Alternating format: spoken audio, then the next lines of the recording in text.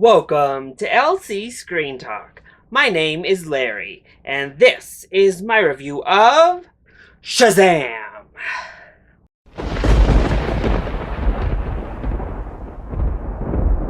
First of all, I know this is not a Shazam shirt. Y'all know how I am with these themes for my reviews, for my viewing experiences, but this is the closest I've got, okay? It's a DC hero in the Flash. It has the lightning bolt. We've got the red, the white, the yellow. The color scheme's there. Okay, forget it. I did the best I could. But we're not here to talk about shirt choice, are we? No, we're here to talk about the latest DC film, Shazam. Maybe the biggest surprise to come out of last year's San Diego Comic-Con was how much fun, how funny, how energized that first Shazam trailer was. And the trailers stayed pretty consistent with that initial peak. I was optimistic heading into the film. I was looking for a pretty shallow, good time in Shazam, and I have to say, this movie was pretty awesome. So let's go ahead and talk about the positives first. Well, we got to start with this cast because they are great. Zachary Levi obviously plays Shazam the hero. He goes by many names in this film. He's fantastic. He plays the role with so much heart and so much joy, so much enthusiasm. It is completely and totally infectious watching Zachary Levi running around in this suit. It's amazing. And he is so good. I think he was the perfect choice to play Shazam in this film. It is really spot on casting, and he delivered everything you'd hope. Asher Angel plays the young version, the Billy version of Shazam. He's also very good. I thought he sold the more emotional aspects to the character that he needed to sell very well. He gives us a lot more dimension, obviously, than the over-the-top superhero persona. And I think the two actors do a great job of linking them, making them feel like the same person inside, and that was great. That was a key part to making this film succeed, and both actors really excelled in that aspect. Jack Dylan Grazer is also fantastic in this movie. What a scene stealer in everything he ever stars in. And he's so good in this movie. He's so funny, but he also sells those heavy, dramatic, more intense moments expertly well.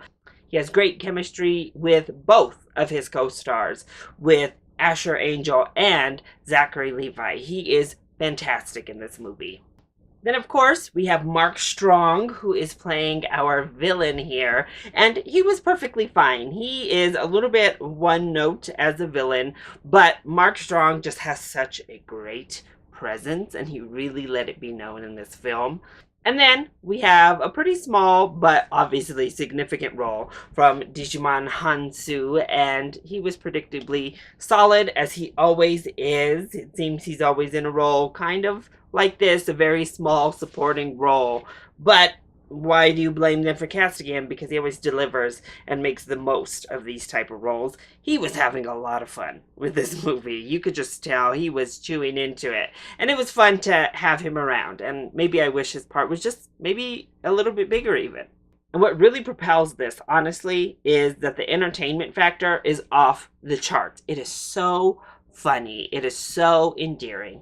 You are engaged literally from the moment this movie starts all the way through to the finish. It is a great time at the movies. This is what you envision when you think of just a really good, really fun, smile on your face superhero film. You were right there with Jack Grazer's character in like glee and delight. It is a hopeful film. Most all of the jokes land, and there are some really good jokes. And the supporting cast, who are also great, I didn't give them a shout out in the cast portion, they're all good. There's no bad acting in the film. But the supporting cast gets a lot of our laughs. It's not just the main characters who deliver on that front. Everybody gets a joke in, and the little girl, the small sister in this movie, she gets a lot of jokes in. She was so fun. Visual effects were also really well done in this film. We get these demon creatures who were beautifully realized, and the action set pieces were a wonderful mix of comedy and like pure awesome action. The movie's just a blast. It's a lot of fun. I also commend this film for how dark it starts to get. There is one scene in particular where it gets real dark, like real dark. And I was not really anticipating it. So I would say that the movie does a wonderful job of balancing this fun, light tone with legitimate stakes, with actual concern. The novice that is Shazam going up against a very formidable foe creates this great stake. And I thought that they balanced that very well. Now, what are the problems when it comes to Shazam? Well, I guess the biggest problem is that that's what it is. A big, fun, laugh kind of superhero film.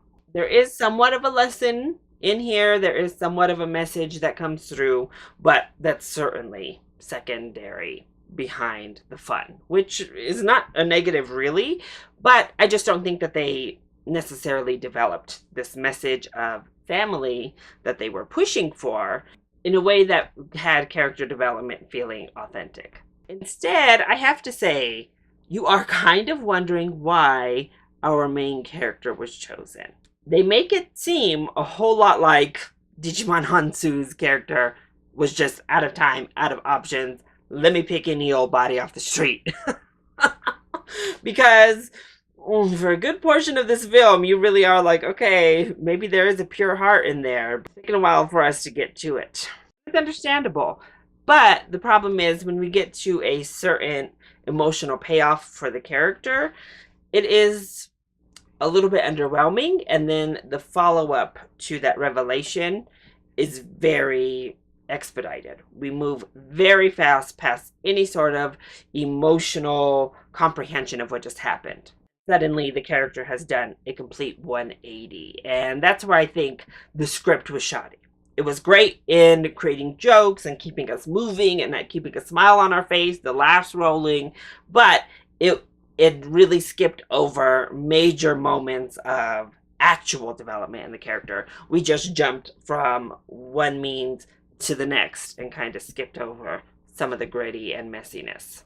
And then on the opposite end, our villain didn't get very much development. We get a quick backstory, but again, it just kind of goes 0 to 100. They're not the main focus. You don't expect them to spend all types of time developing our villain, but we did just jump from like one thing all the way to 100. So there's that. But overall, honestly, I got exactly what I wanted out of this film and then some. It was a total blast.